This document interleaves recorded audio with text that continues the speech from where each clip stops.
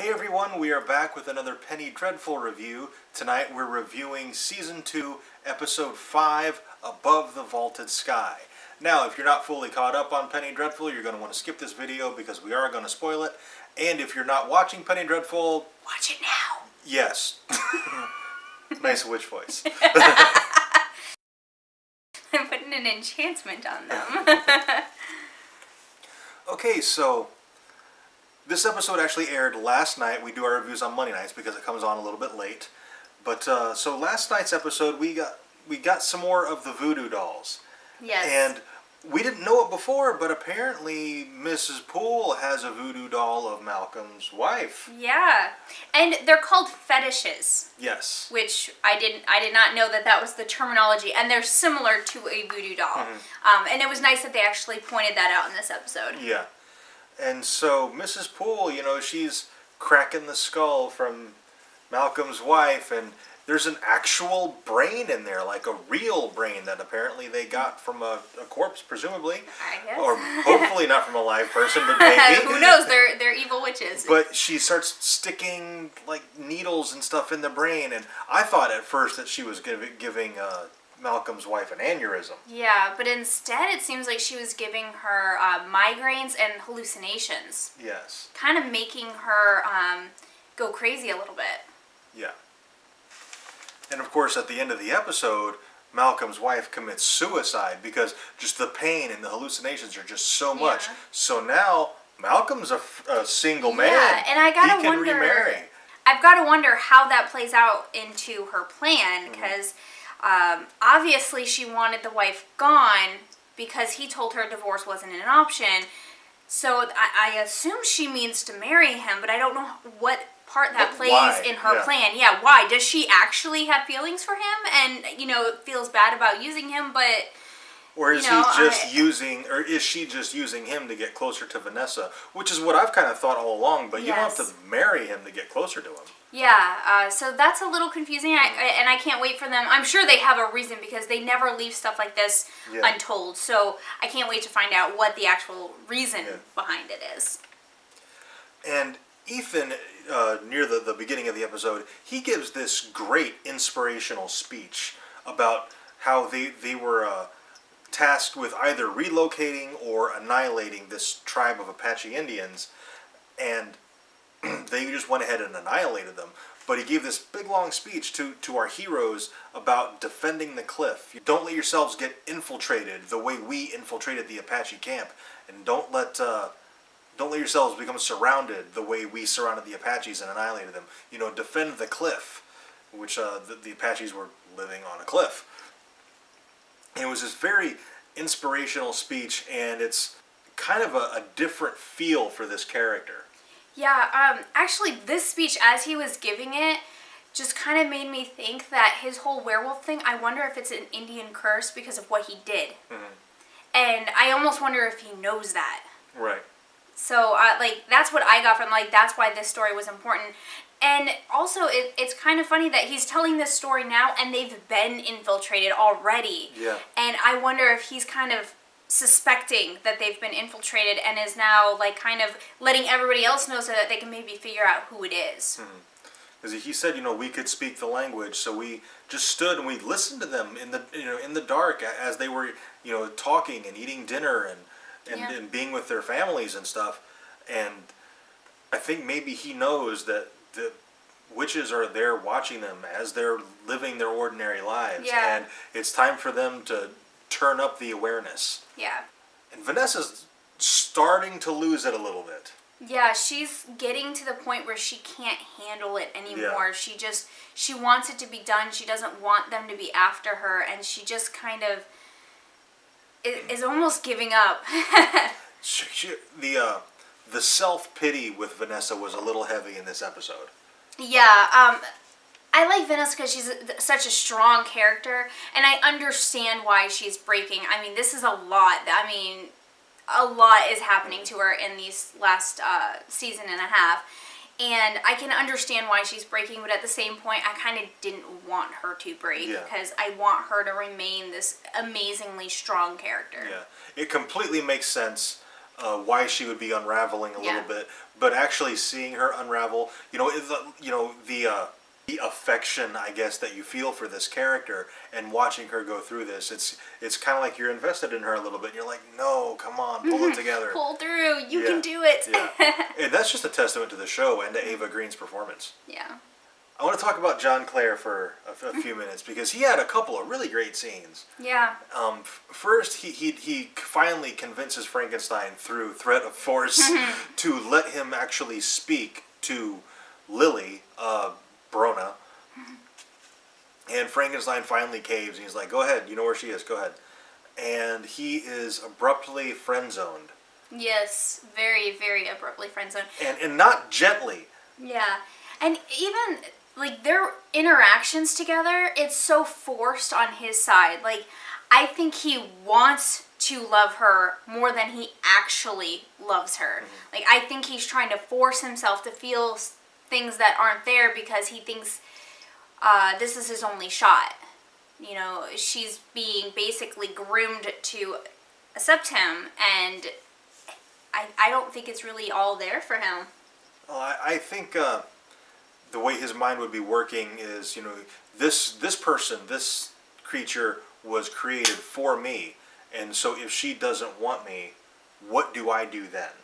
Yeah. And I don't know if his mind has switched to Vanessa yet, but I think at some point it's going to, because she's been so kind to him. Yeah, Vanessa treats him like he's normal, which in the time period it's set in, nobody treats him like he's normal. He is an outcast of society. People stare at him. They point fingers, probably even more so than people would today. And people today are pretty cruel. But she doesn't do that. She speaks to him as if he is a normal person. Because they talk about poetry. She teaches him to dance. And at some point, I think that switch is going to flip in his head, and he's going to develop a crush on Vanessa at some point. I think he has to. Yeah, and I'm interested to know how that goes, because Vanessa's not a shallow person. I don't think his looks are really going to come into effect when something like that, like when he develops a crush and she realizes it. It's not going to have anything to do with what he looks like. It'll just have to do with whether she feels anything for him or not. So that'll be really, really interesting to see how she deals with that. So this is episode 5. There's 5 episodes left in this season, so there's plenty of time for them to get through. There's lots of little different stories going on. There's tons of time to get through them all. If it was me, I would write it to where he expresses his love. He develops a love for Vanessa. He expresses it. It's not reciprocated. And then, out of the winds comes the blind girl from the wax museum. And start that relationship up. Because I think that's where his character is going in the long term. Yeah, I don't think Vanessa would enter into a relationship with anybody at this point. No, absolutely not. Simply because she's being pursued by the devil. Why would she do that? I don't even think she would pursue a deeper friendship than the superficial friendship they have right now. I think she'd be afraid to. But I just want to see how she would handle that. Because I know she understands him probably better than anybody because of her talents and stuff. She's been labeled a freak. He can't see that because she is not visibly different, but she can kind of appreciate that. So that I can't wait for that to happen, to see what she does and how she reacts. And I think at some point he's going to be brought into the inner circle and become part of their little group of monster busters. I really hope so, because he would be such a great addition to the group. Yeah. I'm fine with him being a side character with his own story and his own things going on, but I really want to see him incorporated into the main story. Yeah. Ethan goes out shopping and he's buying bullets, and he is stopped, confronted, and questioned by the detective from Scotland Yard. And he's invited back to his office to have a little chat. And it's basically pretty much comes out that he is the prime suspect for that slaughter in the inn. Yeah. And for every other death in London, yeah, basically. Yeah, and it's kind of funny because the inspector knows that all the deaths are not related. He knows this, but I think if he's able to pin it on one person, he will. Yeah. And I think that's what this scene was all about, was him kind of letting him know there's a lot of stuff that's been going on since you got here, and if I can prove it, even one of it, you're getting it all. Yeah. If anything points to you, I'm coming after you. The detective doesn't seem necessarily like a bad cop, but I think he's a little bit crooked. And I think he might be a little bit lazy. I think he wants to wrap this up so that the bad publicity can go away and people will continue to have faith in Scotland Yard. I think probably ambition comes into that too. He's looking, if I can wrap all of this stuff together, and sky's the limit as far as my career is concerned. Because he does seem like that kind of guy. Yeah. What I found really fascinating was the acting for the scene, especially Josh Hartnett. Just the back and forth where it was a friendly conversation, but you could tell there were some very...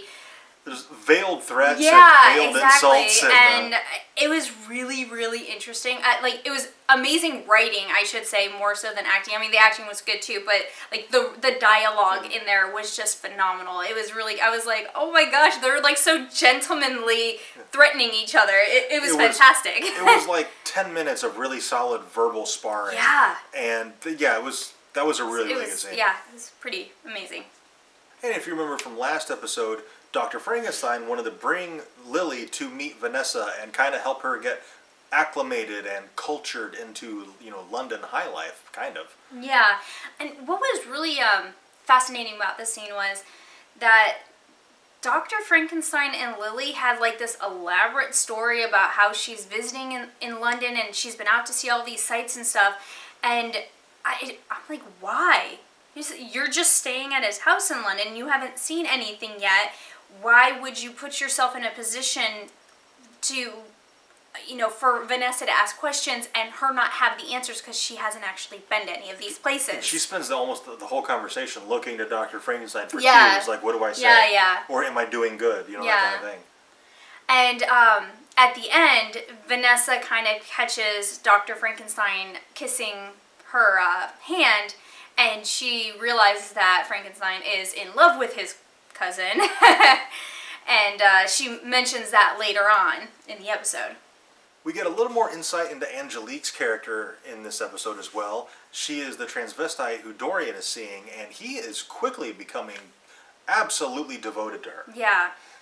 And she, they're out at an opera, and she basically gets assaulted.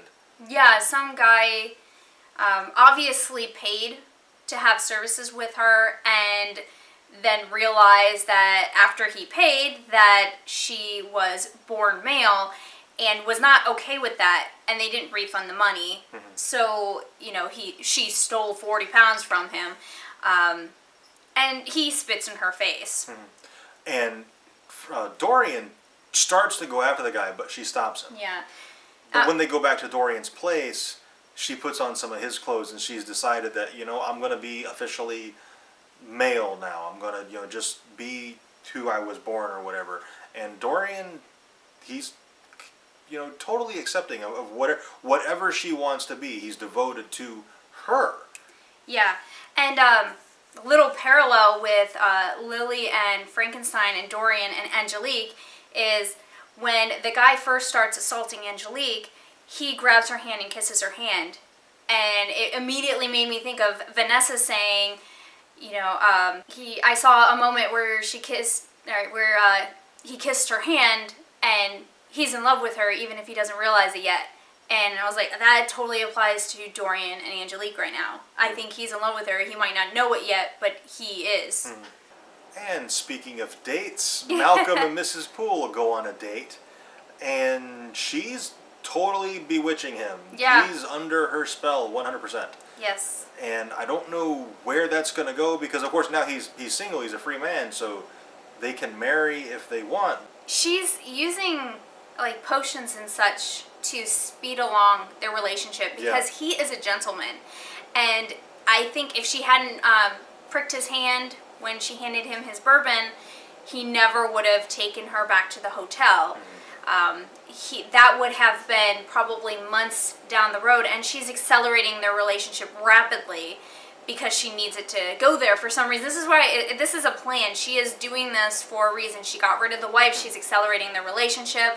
I see them getting engaged or married by the end of the season. I think that's her plan right now. I don't know what her end game is with that, though, like we said earlier, because yeah, she can use Malcolm to get closer to Vanessa, but is marriage really a necessity for that? I don't think so. I think her plan goes one step farther than that, and we just can't really see what it is yet. The episode concludes with a whole lot of sex. Yeah, like everybody's getting laid. There's a storm, and Lily gets scared, and she climbs into bed with Dr. Frankenstein, and they have sex. And Angelique and Doreen are back at his house, and he has basically expressed his devotion to her, and they have sex. And Mrs. Poole and Malcolm, they look like they found a hotel. Yeah, they found a hotel. They're making out outside the hotel, and they get a room, and they have sex. And Ethan and Vanessa, I'm like, okay, well, they're going to have sex too. And no, they didn't. So I don't know. Their relationship right now is really confusing. I don't understand what's going on with them. I don't know if they're just becoming really super close or if they're starting to develop feelings for each other. Yeah. It's not very clear. Ethan's coming up the stairs and Vanessa's at the top of the stairs in her nightgown, and I'm like, okay, so have another sex scene here because of course. Yeah. And no, they share a look, and Vanessa goes downstairs and Ethan keeps going upstairs, and I'm like okay, there's something significant about it, but I just don't know what it is yet. I'm sure we'll find out. This show is so good about, you know, giving you a little something and just like, okay, now what does that mean? Yeah, and it's not, at least for us, easily predictable. Not always, sometimes. So, yeah, sometimes. Always. I mean, obviously, you can't have an entire show where nothing is predictable. Some things are going to be predictable, but like some of the big major things, sometimes it's not easy to pick out. Season. Yeah. Like one of the things that we were talking about right before we started filming is why doesn't Vanessa recognize Mrs. Poole? Yeah. Because she saw her outside. Saw her twice. Outside the Cutwife's house. So is Vanessa bewitched that she can't recognize her, or does she somehow do like a glimmer on herself to where she doesn't look the same to Vanessa at least? So I don't know what's going on there. I would really hate to fault bad writing for that. Yeah, because I mean they showed it. It was this season when she first got to the Cutwives. The witches came, and she looked. The mother looked exactly the same. Mrs. Poole looked exactly the same to us. Yeah, to us. The second time is when she's being branded. I would still think that something that traumatic kind of burns into your memory. No pun intended. And I would think that she would recall her. Because they made a point of kind of showing Vanessa and then showing her as if Vanessa was looking at her while she was being branded, and she knew she was the one who convinced them to do the branding. Right. So, yeah, I want to know what's up with that. I'm sure they have some sort of resolution for it. Yeah, there's got to be some reason why Vanessa doesn't recognize her. Yeah. I hope they explain that and don't just leave it open. Yeah, me too. Okay, that's it for this review. Please remember to like, comment, and subscribe. Did you watch the episode? What did you think of it? Why do you think Vanessa can't recognize Mrs. Poole? Yeah, and what do you think Mrs. Poole's game is with Sir Malcolm? Yeah, talk to us in the comments. We'd love to hear your thoughts. Yes. Also, on Fridays, we are doing a Topic of the Week video, and we need topics for that. So if you have a topic you would like us to discuss, put that down in the comments below, and we will look through all of them and choose the one that we think we can make the best video for, and that's the one we'll post on Friday. It doesn't have to be about Penny Dreadful. It doesn't have to be about anything that we make videos for, just anything that you would like to hear us discuss. Okay, thank you very much for watching. We'll see you next time.